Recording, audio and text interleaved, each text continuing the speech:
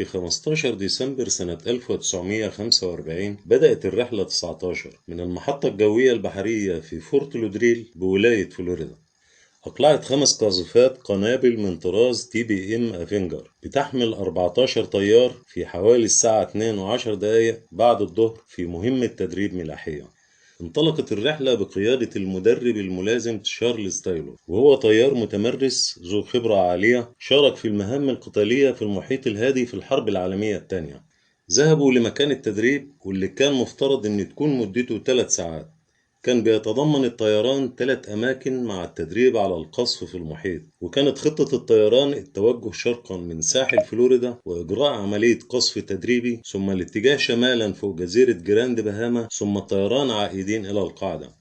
كانت كل طائرة بتتكون من 3 من رجال البحرية، فيما عدا طائرة واحدة كانت بتحمل رجلين. 5 طائرات و14 طيار من رجال البحرية. في البداية كان كل شيء طبيعي، ولكن بعد ساعتين من الرحلة اكتشف الملازم تايلور ان البوصلة لا تعمل، وشك في ان الطائرات بتحلق في الاتجاه الخاطئ. بدأ الطقس في التدهور، وبدأت تظهر سحب كثيفة ورياح شديدة.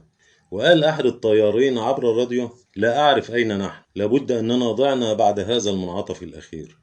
وأعلن قائد الرحلة أنه لم يكن بالإمكان التأكد من موقعهم أو رؤية الأرض.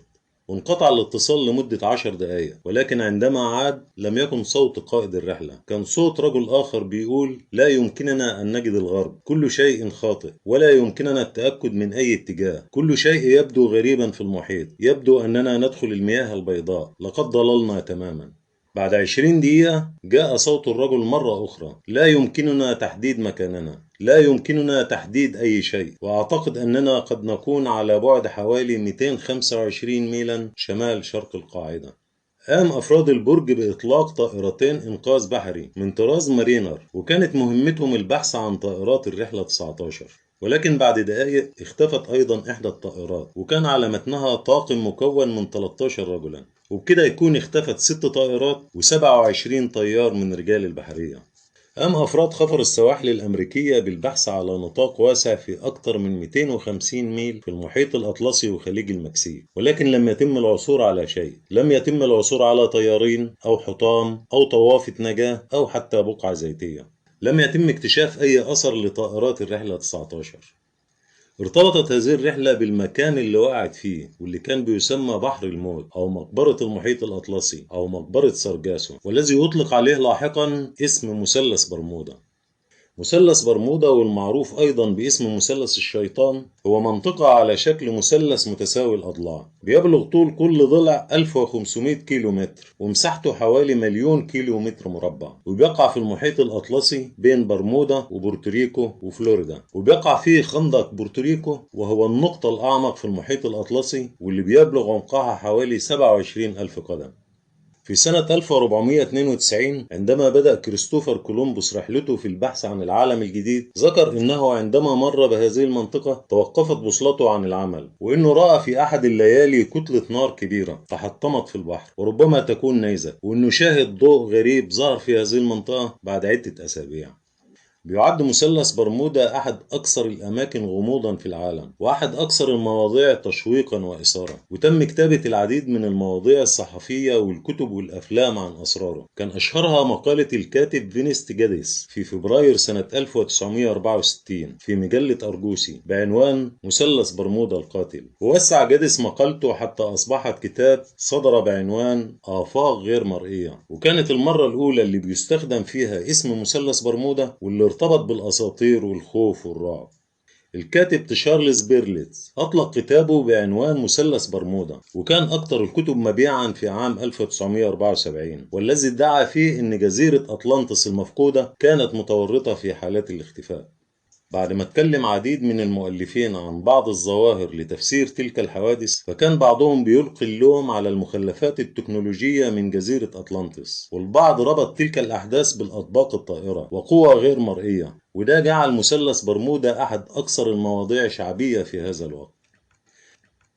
من ضمن الحوادث المشهورة اللي حصلت وارتبطت بمثلث برمودا كان اختفاء السفينة باتريوت، واللي كان بتستقلها سيودوسيا بور أليستون ابنة نائب رئيس الولايات المتحدة في هذا الوقت أرون بور، واللي أبحرت من شارلستون بجنوب كارولينا إلى نيويورك في 30 ديسمبر سنة 1812، واختفت السفينة ولم يسمع عنها بعدها. المركبة الشراعية كارول ديريان اللي أبحرت في 20 مارس سنة 1920 في مهمة نقل الفحم من نورفولك فيرجينيا إلى ريو دي جانيرو، واختفت السفينة وعثروا عليها بعد ذلك مهجورة في 31 يناير سنة 1921 في كارولينا الشمالية، وفقد كل ركابها. المركب الشراعي الأمريكي إيلين أستون اللي بيبلغ طوله 210 قدم وكان بيتجه من لندن إلى نيويورك، انجرف المركب شمال بحر سرجاسو ولم يعثر على الطاقم.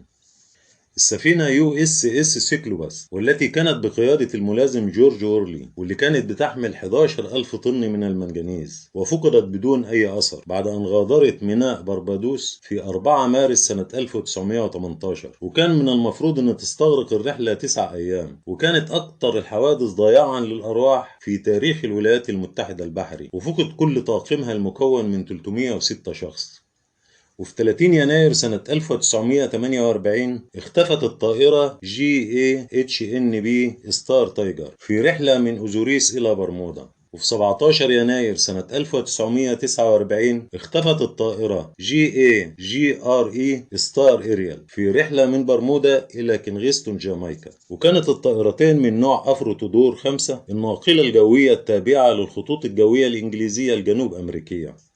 وفي 28 ديسمبر سنة 1948 اختفت الطائرة دوغلاس DC-3 رقم 16002 NC في رحلة من سان خوان بورتوريكو إلى ميامي.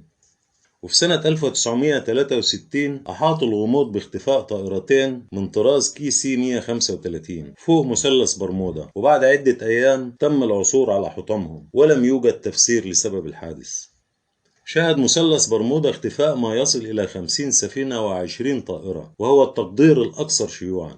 البعض بيؤكد أن بعض تلك الأحداث لم تحدث أصلا في تلك المنطقة، وربما تكون نتيجة أخطاء بشرية أو تأثيرات بيئية. والبعض يقول أن اختفاء السفن والطائرات غير مرتبط برضاءة الأحوال الجوية، فالعديد منها اختفى في أحوال جوية جيدة حتى دون إرسال استغاثة عبر الجهاز. والبعض يقول أن حالات الاختفاء الغامضة التي تحدث بشكل متكرر في مثلث برمودا ليست أكثر مما يحدث في أماكن أخرى في المحيط، فالناس ينتقلون كل يوم في هذه المنطقة، وحالات الاختفاء قليل نسبيا بعدد السفن والطائرات التي تمر عبر المنطقة بشكل منتظم. من ضمن الحقائق الفعلية عن مثلث برمودا أنه بيتعرض للعديد من العواصف الاستوائية والأعاصير والأمواج المدمرة، وتيار الخليج اللي بينشأ في المحيط تيار قوي بيسبب تغييرات قوية في المناخ، ويعد مثلث برمودا أحد أكثر ممرات الشحن كثافة في العالم بحرا وجوا. مع التطور والتقدم العلمي والتكنولوجي ومع المسح البحري باستخدام تكنولوجيا السونار، اكتشفوا ان برمودا بتقع على قمة جبل تحت الماء ارتفاعه حوالي 4000 متر تقريبا، ودراسة قاع البحر اكتشفوا وجود العديد من الشعب المرجانية، وتم العثور على حطام سفينة بعد 95 سنة من اختفائها. أعلنت مجموعة من خبراء الأرصاد الجوية بالأقمار الصناعية التابعة لوكالة ناسا إن نوع غير عادي من السحب في المنطقة هو ما يقف وراء تلك الحوادث. وقال الدكتور راندي سيرفيني من جامعة ولاية أريزونا إن هناك غيوم ضخمة سداسية الشكل تسبب قنابل جوية تضرب المحيط، وبتسبب أمواج هائلة وعواصف عنيفة بتؤدي لغرق السفن والطائرات على الفور. وجد العلماء قدر كبير من النشاط الزلزالي والخلل المغناطيسي في المنطقة، وكذلك وجود تركيزات كبيرة من غاز هيدرات الميثان في جيوب إذا انفجرت بتجعل الماء أقل كثافة وبتؤدي إلى غرق أي سفينة في المنطقة. وأثبتت التجارب اللي أجريت في جامعة موناش باستراليا عام 2003 إن فقاعات الميثان بيمكنها إغراق سفينة كاملة نتيجة خفض كثافة الماء. الإدارة الوطنية الأمريكية لدراسة المحيطات والغلاف الجوي NOAA قالت إن اختفاء السفن في هذه المنطقة سببه ما يطلق عليه الأمواج المارقة أو القاتلة اللي بتتكون بفعل العواصف، وبيصل ارتفاع الواحدة منها إلى 30 متر. وتم عمل دراسة شاملة أجراها الصندوق العالمي للحياة البرية WWF عن ممرات الشحن البحري، ولم يكن مثلث برمودا واحدا من أخطر 10 مسطحات مائية للشحن في العالم. بالرغم من سمعته السيئة، وبالرغم من أنه بيحظى بحركة مرورية كثيفة سواء بحرية أو جوية، وبيعتبر من أكثر ممرات الشحن كثافة في العالم، ورغم كل التفسيرات والنظريات والأبحاث، بيظل مثلث برمودا المرعب لغز غامض لم يكشف عن كل أسراره. دائما مرحبا بكم، ودمتم بخير.